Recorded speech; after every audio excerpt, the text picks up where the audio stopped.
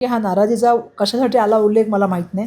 कारण 3-4 दिवसापूर्वी जेव्हा माझी मुलाखत झाली होती, त्या मुलाखतीमध्ये स्पष्टपणे त्यांना आव्हान केलं होतं आणि त्यांना मी भावनिक त्या ठिकाणी साथ दिली होती. मी त्यांना सांगितलं होतं की आपली विचारधारा एक आहे.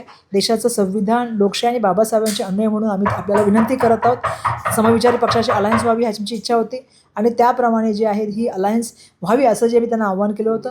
छोटी बहीण म्हणून त्याने माझं आव्हान स्वीकारलं. त्याबद्दल मनापासून मी त्यांचे धन्यवाद व्यक्त करते. आणि मला एक गोष्ट सांगायला पाहिजे की त्या ठिकाणी 2 दिवसापासून आमच्या स्क्रीनिंग कमिटीच्या बैठका चालू आहेत आणि त्याच्या माध्यमातून जे आहे ते प्रत्येक ठिकाणी कॅन्डिडेट डिक्लेअर करणं, प्रत्येकाशी चर्चा करणं आणि एकदम शांततेच्या मार्गाने त्या ठिकाणी प्रोसिजर करण्याचं काम आम्ही केलं.